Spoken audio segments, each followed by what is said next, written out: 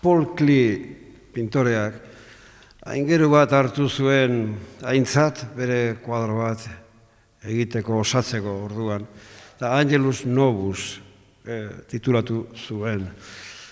Gero Walter Benjamin filosofoak kuadro hori erosi eta hango irudia, hango aingerua, historiaren simbolotzat hartu zuen. Izan ere, Angelus Novus aingeru horrek aurpegia iraganerantz bihurtua duelarik ez du ikusten historian gertaera, data, izen segidari, baizik eta katastrofe bakar bat, ondakinaren gainean. Ez du ikusten aurrera bide, progreso argitsu bat, brutalitatea ikusten du, deabrua, txerren, aingeruaren baitan. Galdetu nourari eta munduko noura guztiei. Noura. 18 urte bete berriak, 11 zituenetik egiten du lan nourak, Ganbazuritzen Tangerreko portuan. 15 ordu egunero eguzkirik ikusi gabe, goizeko ordu biletan hasi eta arratsaldeko 5 arte. Goizeko ordu biletan hasi eta arratsaldeko 5 arte.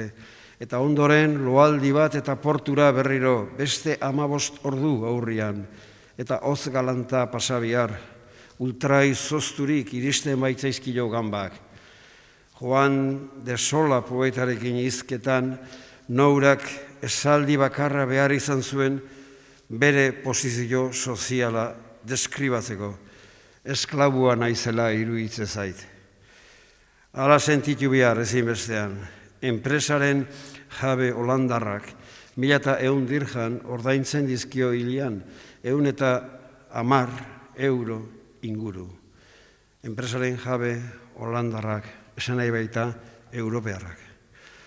Nouraren elkarrizketa argitaratu eta gutxira, Basque Culinary Center delakoak mundu erdiko superchef, ultragastro, eta megagormetak konbiatu zituen Euskal Herriko hiri turistiko batera.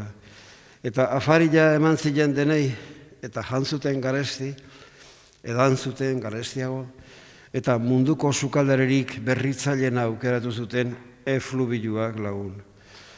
Maikideren batzuek agian, mourak zuritutako gambak jantzituzten, ez bere horretan, segurasko baizik eta agian, Amazoniatik espreski ekarritako txorikakarekin apainduta.